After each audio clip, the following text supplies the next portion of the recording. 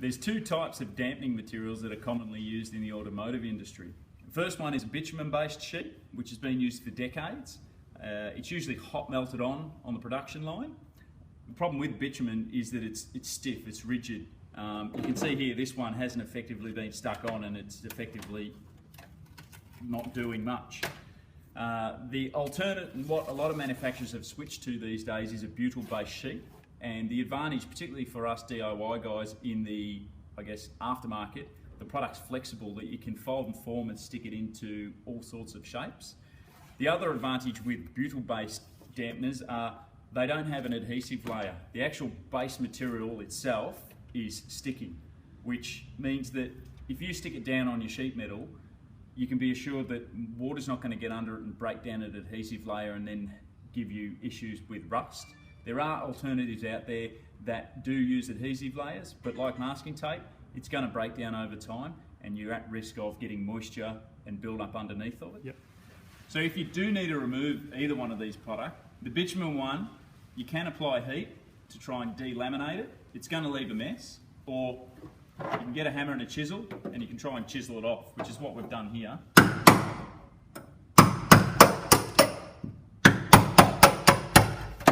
It's going to take you some time and you're not going to enjoy it. We commonly get asked with the butyl-based dampeners, can they be removed? Are they impossible to remove? Now, there's no comparison here to a window sealant. A window sealant is usually a polyurethane glue, which is designed to stick. This product is designed to stick, but with a bit of elbow grease, you will get it off. So I'll give you a demonstration here. So the advantage of it having an aluminium layer on the top really gives you something to pull. So you will get it off, as you can see here. You will be able to peel it off. So if you do need to do a repair on your car, which most panel shops will be able to tell you, it can be removed. You don't need dry ice. There's a bit of a myth going around about that, but you will be able to peel it off and do your repair and then replace it. Our stage 1 sound deadener is available in 4 different finishes. You've got our standard silver here, our black label, and then we've also got an OEM black and an OEM silver, which don't have any branding on them. For some people, the product's going to be visual and they don't want it to be seen, or they want it to fall away to a factory finish, so that's where those ones are handy. So the 1.8 square metre kit we got here, which is one box, is enough to do from the front seat rails to the top of the firewall on a medium-sized car. So we're going to get stuck into it. We're going to apply the silver from here up as high as we can get. So the first thing you're going to want to do is clean down your sheet metal or the surface you're sticking to. We've already wiped this down with a wax and grease remover, so it's clean, dust-free, ready to go. A couple of essentials you're going to want is this application roller. We've got an install kit which gives a utility knife and some foil tape. I'll show you where the foil tape comes in handy, but the roller is going to be your best tool for the job. You're also going to want some scissors that's going to allow you to cut up some sheets. So let's get stuck into it.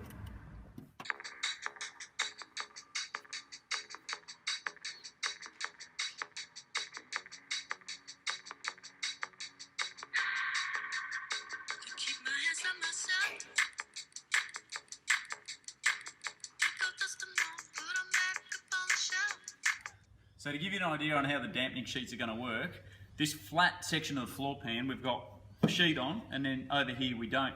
So if we tap on the area that doesn't, you can hear it's pretty thin and you can hear some reverberation come through. Over here, it's a single solid thud. Typically under here you'll have an exhaust path, which you might have a muffler around there. You'll still have mechanical noise that can come up. By doing this, we've taken out any resonance or vibration that's going to come through the sheet metal to give you, noise pollution in the cabin. So what you want to make sure of when you put this down, and you can see I've been leaning into it pretty hard to get it into all these shapes, if it's not stuck down effectively, it's not absorbing the energy through the sheet metal.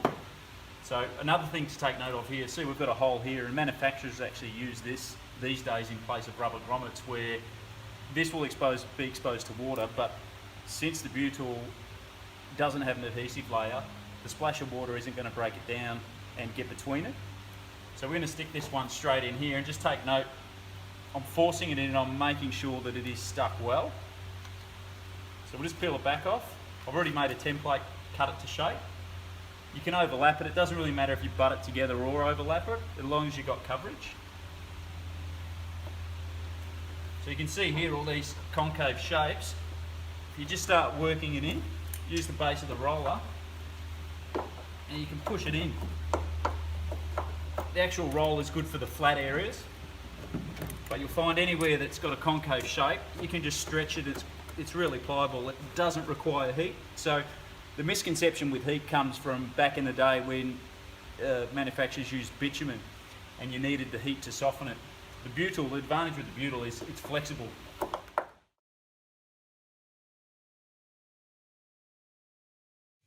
Okay, so now you've got your sand deadener all applied. There's a couple of areas where I've pierced through, or you've got a bit of bleed here, which you'll see the overlap in the mats.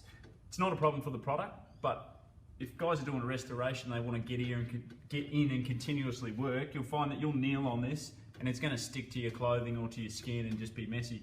So we've got an aluminium tape, which you can just tape over the joints with. So we'll peel some of this off.